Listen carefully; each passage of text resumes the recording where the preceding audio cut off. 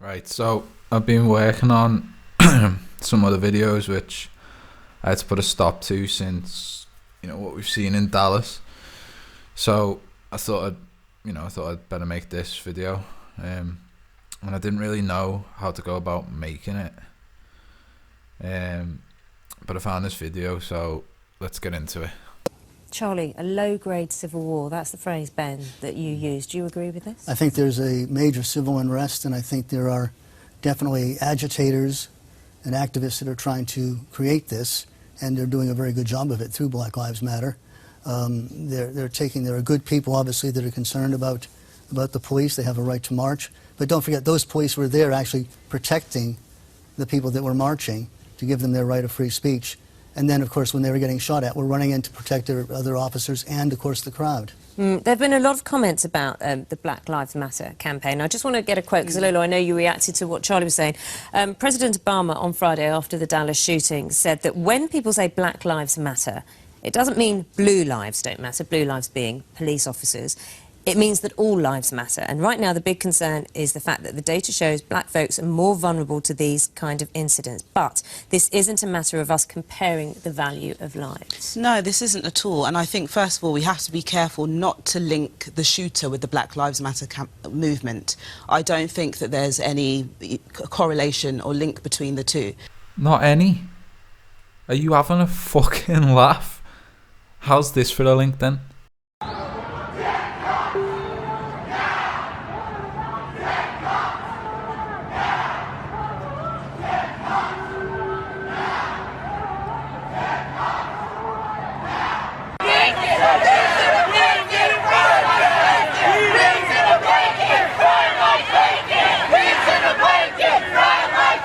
But along the way, protesters broke into a pointed refrain. Pigs in a blanket, fry like bacon! What some may find offensive is also free speech. What's ironic here is that marchers were being protected by the very officers targeted in the chant. The reality is that Black Lives Matter came about because black lives are seeming not to matter.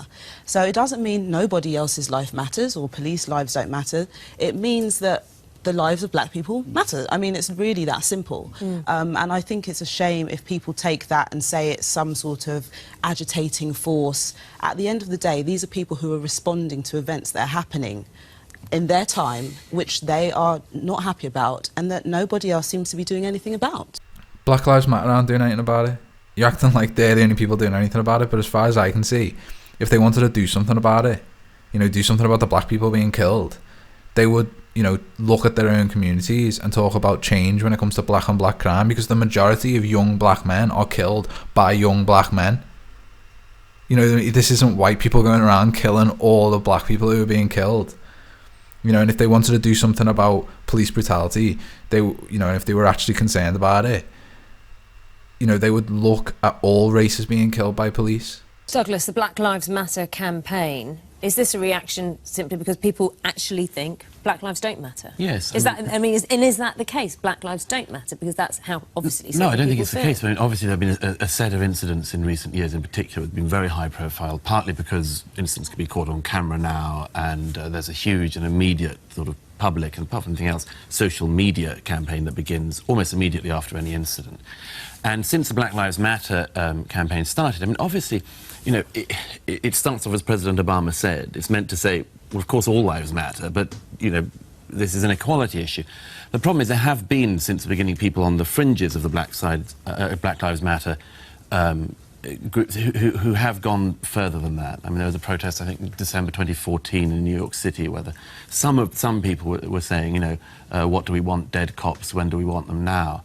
Now, that obviously would be condemned by the vast majority of people involved in Black Lives Matter. The one thing I think is really important in this, though, is that there are now, on every imaginable side, on every imaginable issue, in America in particular, groups and spokespeople who come straight out after any incident and sort of politicise it and use it immediately and say, this means that, or this means what, this backs up my story. And I just think that, particularly at the moment in the US, people have to be very careful about doing that and to basically simmer things down, because after any incident, whether it's you know, waiting until you find out what the circumstances of somebody's arrest are before you start to, you know, claim it for any cause, or and at the same time also making sure that after the shooting of a policeman you don't use that. Everybody has to stop trying to politicize everything, to my mind, and wait for the facts. Now, I have a huge respect for Douglas Murray, and I think he made some good points here. But I think it's a shame when someone like him has to tiptoe around the issues, you know, and I can't speak for the man, but someone as intelligent as him must have looked at the statistics on this issue and have a more logical conclusion that he can't express at this time. However, you know, I could be wrong. You know, everyone has a blind spot. Problem that the Ferguson effect, as it's being called, if you look what happened there, first off, they had already made up the narrative of the hands in the air, etc. It turned out that it was nothing like that. It was a justified shoot. You know, there was 100 FBI agents investigating this. And what happened, you had days of rioting, and who suffered? It was the black-owned businesses and the black employees who were, you know, burned out of their businesses.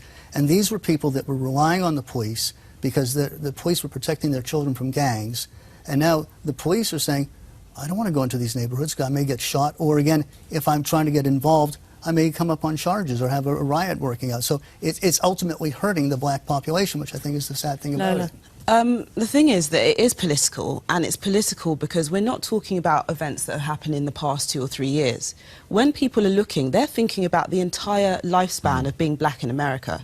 They're thinking about their parents and their grandparents and their great-grandparents and their ancestors. So this to them isn't just a few black men that have been killed by police. They're talking about historical racial discrimination and prejudice and structural inequality, of which these killings are the epitome of that. So I think what you're seeing, the reaction that people have, is not just, okay, some black guys have been killed, which is in itself traumatizing and very upsetting.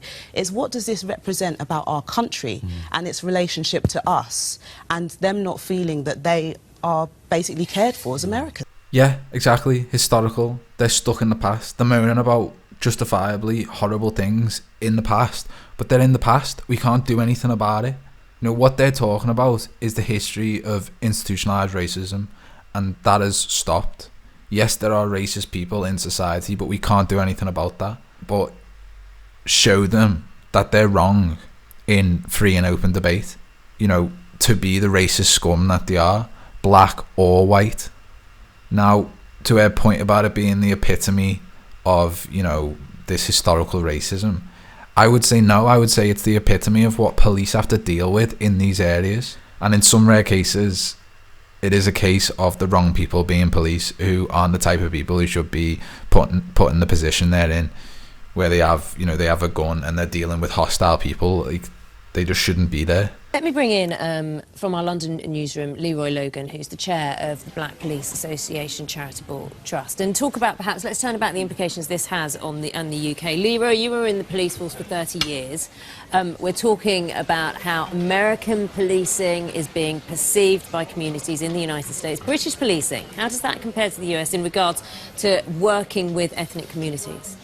Well, I think the basis of the Metropolitan Police was a clear understanding that you've got to work in partnership with the community very closely. We are a Met Police service, whereas a lot of departments in the US and other parts of the world are a police force. So we serve by consent, and so we have the checks and balances, the accountability, the transparency, and more importantly, the external oversight. You know, even including the IPCC and various other organisations, to make sure that we're fit for purpose. But how, when you see what's happened in Dallas, and you see how police are now being targeted and seen in some ways as a source of vitriol, how does that make you feel? Well, I feel really sad, you know, having been a police officer, and I know officers were protecting those people. And more, the real irony is Dallas is one of the most progressive police departments in the US. They are working closely with the community. They are actually bringing in external oversight. They got the performance data to show their conduct and how they are actually improving. So they're a lot more transparent, and you know, I suppose there are other departments where this could have happened, where you could think, well, actually, I'm not surprised, but Dallas is one of the most progressive ones, and it saddens me. But you know, the slain officers and the ones that were injured. I think anyone would sympathise with that, and you know, they're in our hearts and minds, you know, for their loss and their injured. Ben, you're in Austin, in Texas, but obviously you have a good view of what's happening in Dallas. Is it a progressive police force? Does it feel progressive? Does it feel? I'm sorry, but I don't care about how you feel. I care about what the statistics say. From what you're hearing? Well, these things are all relative. So I'm sure, and as your guest just pointed out, many of these police forces often have black officers, leading them, chief officers. But I want to go back to this kind of question as to whether or not Black Lives Matter are unfairly politicised in these deaths. I actually think that race is a political matter, that racism is a political issue. And I think what they're trying to highlight is the systematic and systemic ways in which black people will continue to be disadvantaged in the US because of their blackness. That's a political issue. If you just look at up until the Washington Post did a recent study, and they showed that around over 500 people have been killed by police officers up to this point alone. Last year, it was 990 people were killed. So it's likely to be over 1,000 people will be killed by police officers in the US. And a disproportionate number of those will be African American. Because they commit crime at a disproportionate rate. Have this kind of convergence of, like I said, the kind of militarisation of the police force, the widespread use of guns and rifles, assault weapons, and on top of that, you have this kind of political context in which people like Donald Trump have kind of invoked this sense of kind of white fear and white anxiety. Talking about white fear and white anxiety, what about black fear and black anxiety? From people like you telling them that, they need to be scared. When, from the statistics, it doesn't look like they need to be much more scared than white people for being killed. About losing our country. It's not about losing their country, it's about being demonised for being white. Racism, that you claim to stand against. And it's nowhere near the level of institutionalised racism. But when the media narrative is fuck white people, you can see why people like Donald Trump rise in the polls and is now one of two people ready to be the president of the United States. Don't put this on the doorstep of white people. You need to put it on the doorstep of the regressive left, telling everybody that white people are the main problem. And so in this context, this is why I would say that we do have this almost like an undeclared low-grade civil war in the US right now, because both sides are kind of armoured up as if they are military forces. And to pick up on your statistics, 1,152 people killed in the USA by police in 2015. 30% of those victims were black. 13% of the US population is black. So this is disproportionate, and there's no argument about that. Oh my God, there is an argument, and I will tell you very slowly after I light my cigarette.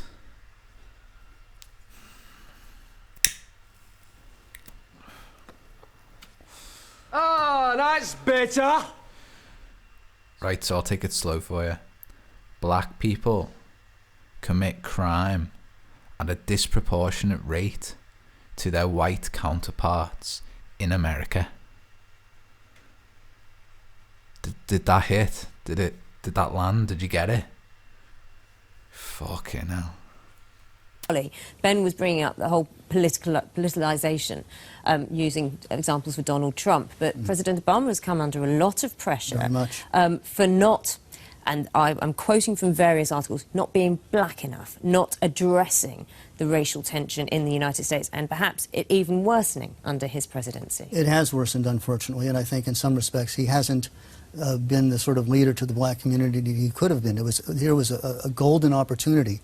Someone that's made it to the White House that should be a major moment of pride. But it goes further than that. Unfortunately, instead of uniting the country, a lot of his statements have been disuniting, taking, very mildly at least, but pot shots at the police, making statements that weren't necessarily true, putting in political statements over gun control. He was talking that in the last two statements over Dallas. That wasn't a gun control issue, or at least not at this point. We had police officers that it's important that these institutions are respected, and they need to earn that respect. And obviously, when they go wrong, they need to be held to account. But I think the majority of the police force, from the statistics I've seen, really do care about their populations. And again, I go down to the fact that I think there are people, it's politics, and politics is about power, that are trying to tear down these institutions, which again, hurts the black population in particular. Douglas. Can I just pick up on this thing about the politicisation thing? I'm not arguing, and I don't think anybody else is, that very serious social injustice shouldn't be politicised. Of course it should be. Of course it's a political issue. My point is that when it comes to specific cases, I mean, a specific incident of, you know, an encounter between the police and a member of the public that ends in a gunfight, people have to be exceptionally careful about how fast and what they draw from it. You know, I just think that it is worth everybody simmering it down a bit, not immediately assuming that, for instance, and claiming that the police shot this person only because they were black, or indeed that the gunman from Thursday night shot the policeman only because he's white, until you know what they're saying, why they might have done it, wait for the investigation, and so on.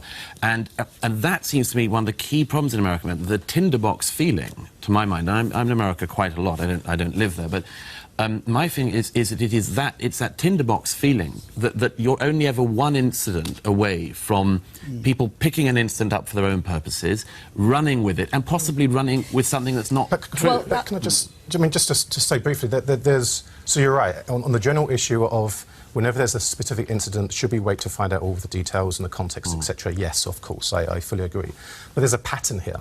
So, and it's also interesting the extent to which, for many white Americans, they simply can't see the patterns. So even when you show them this pattern and this statistics, so you have, you know, look at the incarceration rates in America. You have over 2 million people incarcerated, the majority of whom are people of colour. You know, disproportionate to the population size, as you just mentioned. So once you have these patterns, it's not surprising that people can come to these issues and to make sense of it. So it's not so much, I think, the African-American community seeing politics where it doesn't exist. It's actually the white community and white society failing to see racism when it's in their face. Fucking hell. White America can't see. How about black America can't see the pattern that when it comes to black people and people of colour, they are incarcerated at a disproportionate rate because they commit crime at a disproportionate rate. Now, I think non-violent crime like drug use is a ridiculous reason to lock people up, but this isn't about smoking a joint or, you know, having a bit of coke on a Saturday night. This is about violent crime like rape, murder and battery. But no, blame white people because fuck white people. I just want to get a taste of how our viewers are seeing this conversation and hearing some of their texts and tweets. And Tommy, you've been collating those. Yeah, Naga, there's different kind of angles. Some people are highlighting the fact that racism within the police is an ongoing issue. Other people think that the overuse of guns in America is a serious problem which has to be addressed. And others saying that they're questioning the tone of the media coverage. But is America failing its black community? Rose says, I think the American police can be overly aggressive and far too quick to draw on a gun, so yes. Warren says no. More white people get shot than blacks in the USA. This is just being stirred up by the media. Elizabeth saying, get rid of the guns and investigate the endemic racism in the police force. Susie saying, it's failing all of its citizens, regardless of ethnicity and colour, that we're all being let down by the police. And Peter finally saying, no, this is not the issue. This is the inexcusable shootings in Dallas by a black gunman were deliberate and targeted on white officers. Why is this not labelled as racist by the media? Now, I thought we could look at these videos of the shootings and I could share some more thoughts. And he let the officer know that he was... he had a firearm and he was reaching for his wallet, and the officer just shot him in his arm. We're waiting for back. I will, sir. No worries. I will. Fuck. He just shot his arm off. We got pulled over on Larpener. I told him not to reach for it. I told him to get his hand out. You told him to get his ID, sir, and his driver's license. Now, this is a perfect example. I don't think this guy should be a police officer. He seems way too jumpy.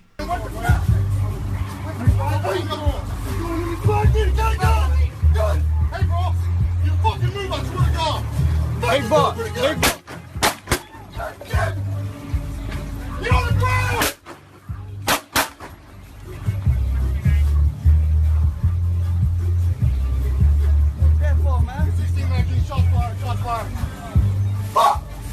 both of these police officers, very different cases, but both the police officers did not seem happy about what they just had to do.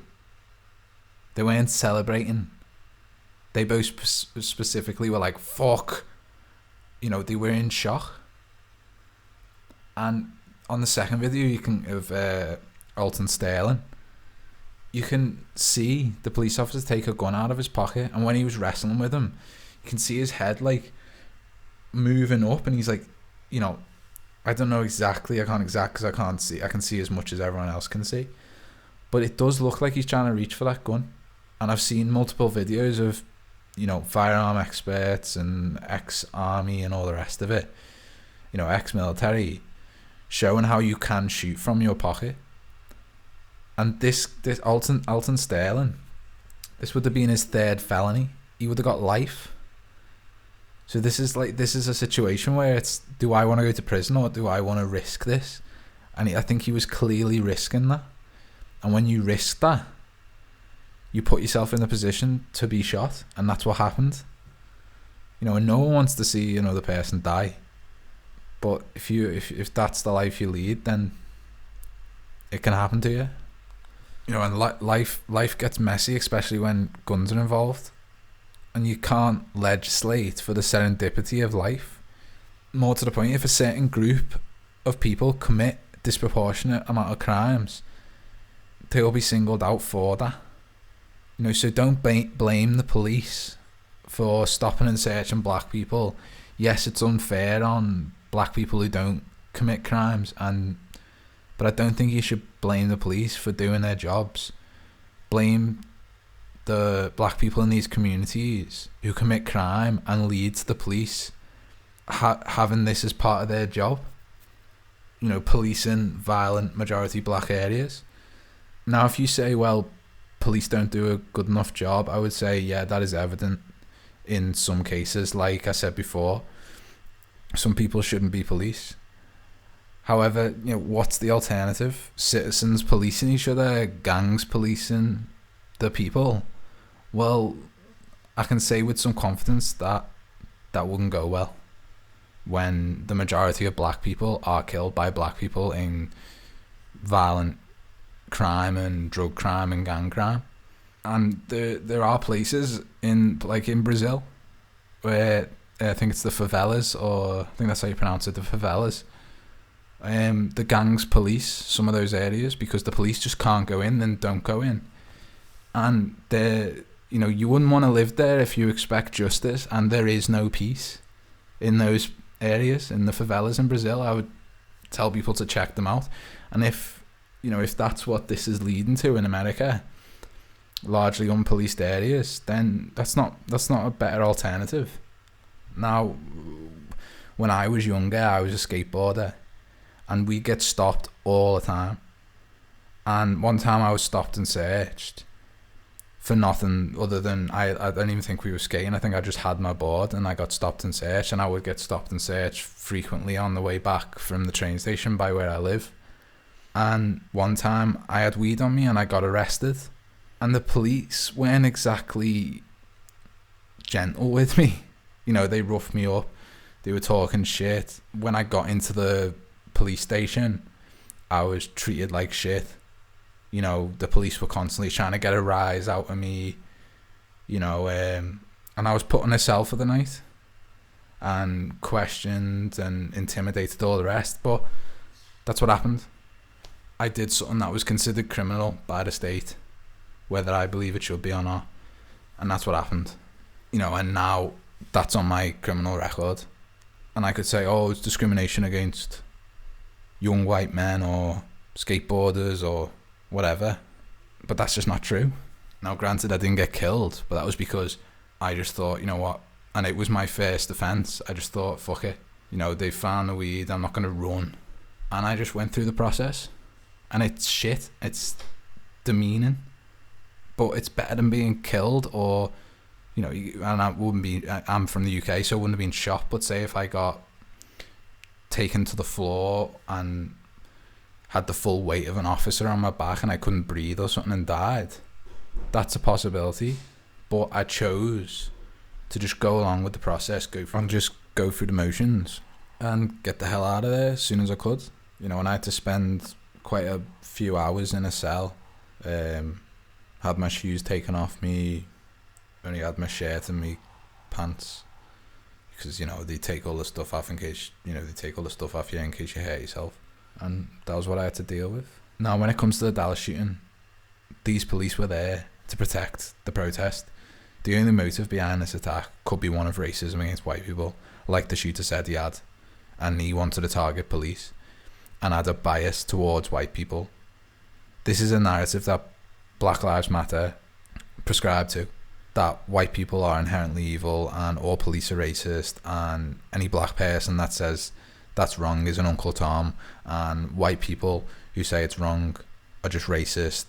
And I think that apologists like TYT and others, in my opinion, have blood on their hands for perpetuating that narrative and should take a long hard look at themselves. And these people, like Black Lives Matter and the shooter, they're not crazy. They just have a worldview that doesn't align with reality, because there are falsehoods that are promoted by the left or by the regressive left, mixed with a hatred for white people, and anyone the narrative claims is the problem. You know, this is a toxic cocktail that only leads to more separation, tension and bloodshed. Now, I would like to say I don't think anyone should be killed for committing a crime, even if that crime is murder or rape. I'm against the death penalty. But everybody seems to think they'd be like James Bond in this fucking situation. And I think, you know, if you were in that situation, it would be very different to how you think it would be. You know, I think the best way to think about it is a fight. You know, and I'm sure most people out there have been in a fight. You know, whether it was, you know, whether it lasts long or not, or you won or you lost. Now, think about what it's like when it starts. It goes very quick.